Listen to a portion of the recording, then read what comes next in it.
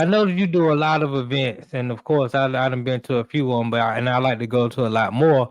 But you've done a lot of events, and one of your events, I mean, you had Judge Joe Brown up there speaking Oh yeah. some cold hard truths that I think it went viral. I wish I would have had some clips from that for the show, but it went Oh viral, man. and man, honestly, that clip of Judge Joe Brown, I think in a small way, at least a small way, it had some shape on the outcome of the past election. It definitely has shape on the outcome in the election. And this is how I know.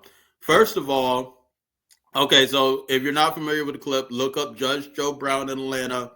He came out to the conscious cipher. This was exactly October 5th, exactly 30 days before the election. It was strategically done like that by me because I felt like, we had to break that Kamala spell. And so that's why I told Judge Joe Brown, I was like, look, they're trying to put this Kamala spell over Atlanta. You know what I'm saying? I'm not for Trump. I'm not a Trump supporter, but I'm I didn't want that spell to be with our people, the Democratic plantation. You need to get off all these plantations. So, he came out here, and man, he roasted Kamala with truth. Mm-hmm. And you know what I'm saying? Like, after that, her campaign cracked.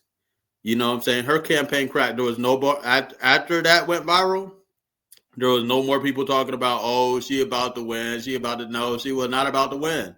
You know what I'm saying? That thing really shifted the whole election. How I know is that she actually stayed in Atlanta till for the duration from that time, from October until the election was over. So she stayed here until that time. She was supposed to leave, like she was only supposed to be here for like a couple of weeks, but she stayed here the whole time till the election stopped.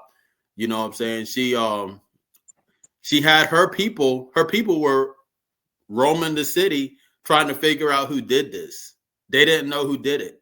You know what I'm saying? Because when the footage went viral, they couldn't pinpoint. There was like people were like saying, "Oh, it's a rally in Atlanta." People thought it was a Black Trump rally, but it was, it was the Conscious Cipher. It was actual festival that we were doing called the Conscious Cipher.